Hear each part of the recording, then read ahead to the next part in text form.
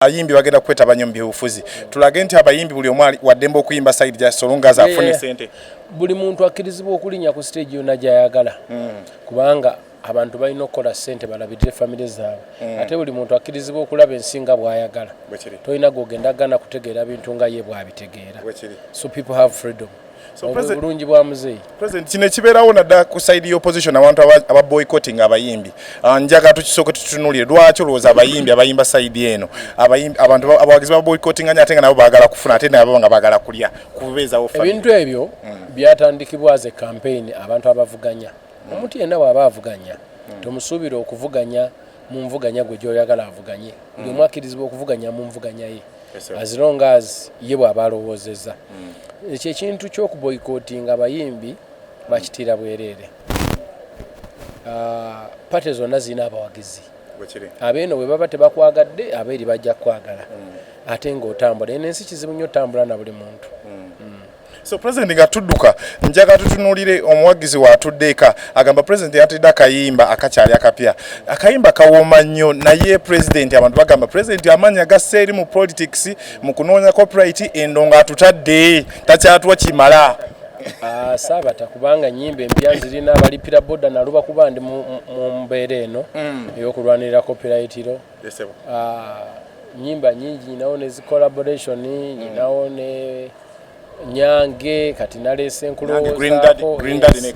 nkulozaako ate n'endala zikyajja ezisinga ne kuzina eziriwo so ntambula mpola because nkwasaganyiza ebintu bingi sikyatera kweri pace nyimba 5 buli mwezi oba buli wiki but still I release and I'm going to release more after the pass of copyright law. President twakulabeko ne RGD of African Football of the Year twice n'abantu aba sports ate nabo tobeerabidde sinza kumalira budde President abantu bazibogera yakalabikidde nadda mu bitundu by'ekawempe ng'oli campaign kyabadde kitya era kyatambule kitya agenzewo ng'oki ng'omuyimbi nnaku zino ntuula mu biti bingiko naye awo nagenzewo ng'omuyimbi era ne mba mugumiikiriza nnyo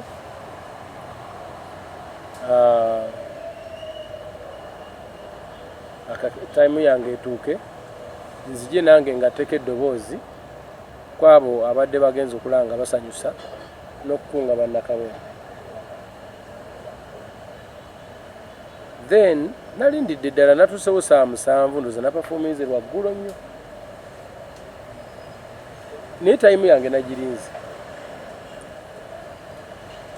era olio okumpita ku stage yagambye ladies and gentlemen next on stage Eddie Kenzo kitegeeza that is my time nenzija naye bwe natuuse ku stage nenabo mukulembeze nga inakyayinza okwagubanga ayagala kwogera so ne mbagamba ne musooke musirike muzeeyi alina kyayagala okutugamba era muzeeyi n'ayogera kyeyadde ayagala okutugamba ndowooza kyabadde kikwatagana na kugamba abantu nti wabawa batiisatiisa mwebale kumpuliriza mbaagaliza okulonda okulungi naye temuti omuntu yenna nawulidde nti waliwo ebyokutiisatiisa abantu naye ekyo temukitya teri agenda bakwata bwe yamaze message eyo naddayo atuule andabe nga nyimba nentandika ati bwe natandise nenyimbako ennyimba nga 2 naye ovukosa engeri gye naludde awo namazewo essaawa nnyingi nadde mpulira amaloboozi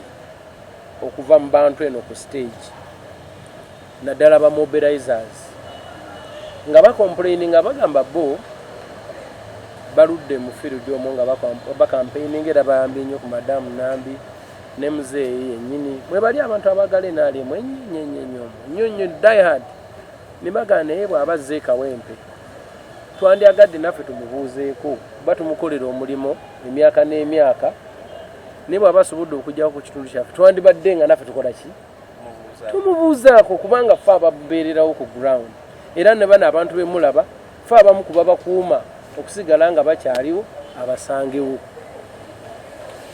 so nenga nkwata microphone nenga muzeeyi webale kujja tuli basanyufu 1 nze ng'omuntu nakutuya ku street nava mu ghetto olulimi lwa ghetto ndutegeera mangu kubanga ndwogeredde emyaka mingi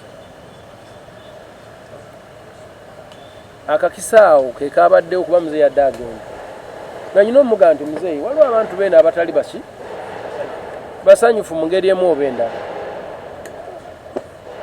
Ekyo nno oluusi kiba kiyinza okuba nga kikontana ne abayimbi bagenda kukwetaba nnyo mu byobufuzi. Tulage nti abayimbi buli omu waddembe okuyimba sayidi gya solonga zaafune ssente. Buli muntu akkirizibwa okulinnya ku stage yonna gy'ayagala kubanga abantu balina okukola ssente balabirire famire zaabwe ate buli muntu akkirizibwa okulaba ensinga bw'ayagala. Tolina gogenda gana kutegeera bintu nga ye bw'abitegeera. So people have freedom. Bulungi bwa muzeeyi. President kino kibeerawo naddala ku side y'opposition abantu aba boycotting abayimbi. Njaga tukisooke tutunulire lwaki olowooza abayimbi abayimba side eno abantu abawagizi ba boycotting ate nga nabo baagala kufuna ate nabo nga baagala kulya kubeezawo famire. Ebintu ebyo byatandikibwa as a campaign abantu abavuganya. Omuntu yenna bw'aba avuganya tomusuubira okuvuganya mu nvuganya gwe gy'oyagala avuganye. Buli omu akkirizibwa okuvuganya mu nvuganya ye as long as ye bw'aba alowoozezza. Ekyo ekintu ky'okuboycottinga abayimbi bakitira bwereere. Pate zonna zirina abawagizi. Abeeno bwe baba tebakwagadde abeeri bajja kwagala ate ng'otambula. Eno ensi kizibu nnyo otambula na buli muntu. So President nga tudduka njaga tutunulire omuwagizi wa Tuddeeka agamba President yatidde akayimba akakyali akapya. Akayimba kawooma nnyo naye President abantu bagamba President amanya gasseeri mu politics mu kunoonya copyright endonga atutadde takyatuwa kimala. Saabata kubanga nyimba empya zirina abalipira boda naluba kuba ndi mu mbeera eno ey'okulwanirira copyright ro. Nyimba nyingi nyinawo ne collaboration nyinawo ne Nyange kati nalese nkulozaako ate n'endala zikyajja ezisinga ne kuzina eziriwo. So ntambula mpola because nkwasaganyiza ebintu bingi sikyatera kweri pace nyimba 5 buli mwezi oba buli wiki but still I release and I'm going to release more after the pass of copyright law. President twakulabeko ne RGD of African Football of the Year twice. N'abantu aba sports ate nabo tobeerabidde. Sinza beerabira nze sports gwe navaamu era yandeeta. So sinza kwerabira gye nava. So President akabaka obubaka obusembere bana Uganda n'abawagizi bo n'aba music abanyumiddwa kankulowooza kakyali mu audio nayise masterpiece. Akayimba kalungi. Badde nsaba buli muntu agenda akawuliriza akaweereza omwagala we. Mu ensi tulina kuba basanyufu n'ebisigadde byonna bijja kutereera. Ekisinga obukulu kweyagala na kunyumirwa. Ate ensi etali mu lutalo mutuli kudduka oba papaki esegera. President tulabire minister tukuyanza President we wale tuwakaddeko yabadde President Ed Kenzo presidential advisor on senior advisor on creatives tuwayiza mnatunyonyola emberenge gyetambula mnaddala mmwe abadde balowooza kiri ekawempe endonga akyagita abamisinga eddoboozi lye of course kankulowoozako kabagwemu Nyange wali Green Daddy Green official so kitegeeza music akyabawa then nga balwanira ne side eri mwongere okuba nga mufuna mu craft wamu abayimbi n'abantu abali mu creatives as well. So Bambita Rupi nanyini kabina industry amanyi yagwa ayeta mapya 10 years of Rupi ngenda kunonya ku manager better Nedi Kenzo of course njamu nonya kitu kiyinza kubulawo kibenga kitambula federation ndoza Uncle Kenzo yawumulamu ekisiibo like you federation egena maaso every day bakola plan zaabwe naye ekyawumulamu kye twawumuzamu Tuesday jam session okuba nti abantu basiiba then tujja ku resuming after this swam.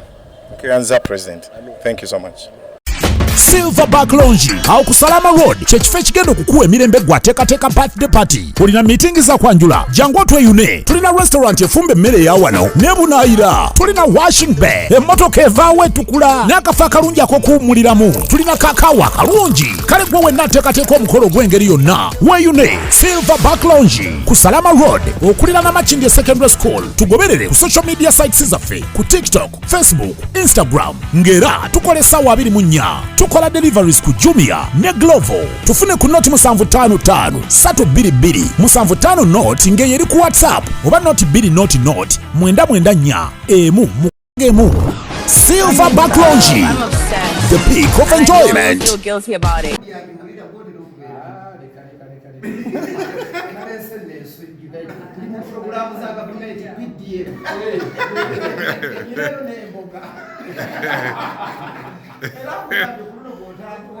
Hey.